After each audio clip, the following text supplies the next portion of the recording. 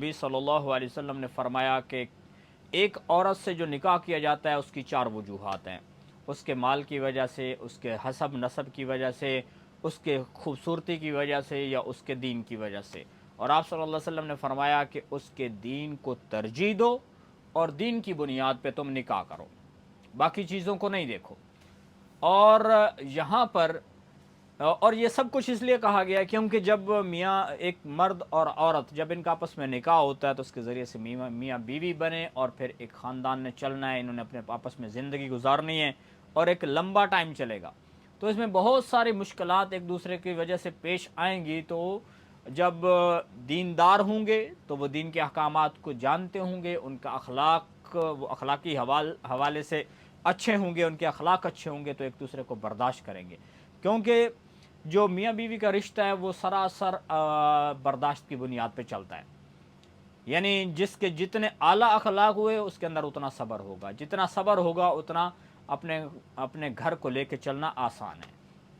اور اگر گھر میں لڑائی جھگڑا 24 گھنٹے رہے گا تو اس کی وجہ سے اولاد کے اوپر بھی برے اثرات پڑتے ہیں، خاندان آپس میں ٹوٹتے ہیں، بہت سارے نقصانات ہیں۔ تو اللہ کے نبی صلی اللہ علیہ وسلم نے ترغیب دی اس کا خیال کریں۔ اور ان آیات مبارکہ کے اندر ایمان والوں کو کہا گیا ہے کہ مشرکہ عورتوں سے شادی نہیں کرو، اور ایسے ہی ایمان والی عورتوں کو حکم دیا گیا ہے کہ وہ بھی مشرک مرد سے شادی نہ کریں یہاں تک کہ یہ ایمان لے آئیں، ورنہ ان سے شادی نہ کی جائے۔ ہاں البتہ اتنا ضرور ہے کہ اللہ کی ذات نے سورۃ المائدہ کے اندر اس بات کو بیان فرمایا ہے کہ جو اہل کتاب ہیں ان سے ایمان والے جو مرد ہیں ان کو شادی کرنے کی اجازت ہے، عورتوں کو عورتیں جو مسلمان ہیں ان کو اہل کتاب جو مرد ہیں ان سے شادی کرنے کی اجازت نہیں ہے۔ اب اس میں بھی بہت بڑی حکمت ہے، کیونکہ اگر ایک عورت جو اہل کتاب میں سے ہے، جیسے یہودی ہے یا نصرانی ہے، یہی لوگ اہل کتاب کہلاتے ہیں، اگرچہ ان کے عقائد بہت خراب ہیں کہ عیسیٰ علیہ السلام کو اللہ کا بیٹا کہتے ہیں، یہودی جو ہیں وہ بھی حضرت عزیر علیہ السلام کو اللہ کا بیٹا کہتے ہیں، اور بھی بہت سارے خرافات ان کے اندر پائی جاتی ہیں، ان کے عقائد بھی بہت سارے خراب ہیں، لیکن اس سب کے باوجود ان سے نکاح کرنے کی جو اجازت دی گئی ہے اس میں ایک تو یہ حکمت ہے کہ اگر ایک ایمان والا عورت کو اپنے گھر میں لے آتا ہے اہل کتاب کو،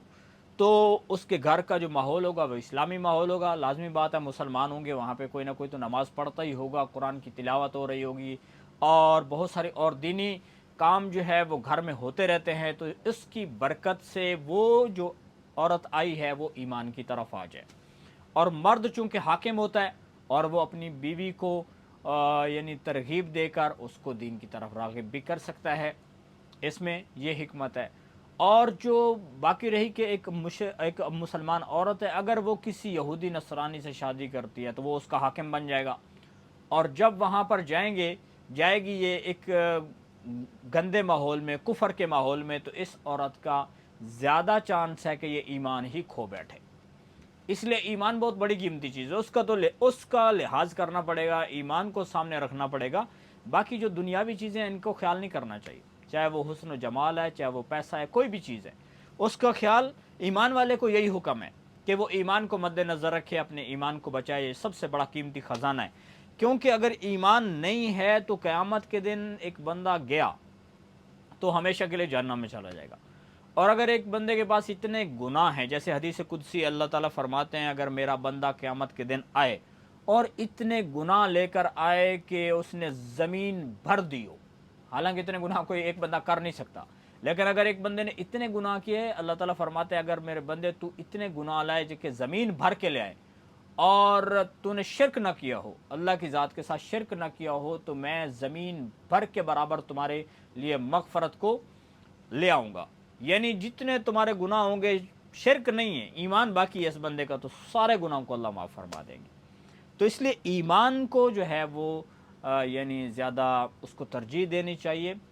اسی بنیاد پہ فرمایا گیا ہے کہ مسلمان عورت ایک کافر سے شادی نہیں کر سکتی، پھر اس کے بعد آگے نسل بڑھے گی، تو اگر ایمان والی عورت ہے وہ اپنی طرف بچوں کو کھینچے گی کہ یہ مسلمان ہونے چاہیے، وہ یہودی کہے گا کہ یہودی ہونے چاہیے، اور ایک مرد چونکہ حاکم ہوتا ہے تو وہ حکم چلائے گا، تو یہ توڑ پھوڑ کا سبب بنے گا، اور ایک تو ایمان بھی جائے گا، اور پھر اس کے بعد فتنہ فساد کی وجہ سے دنیا بھی برباد ہو جائے گی اور زندگی ساری خراب۔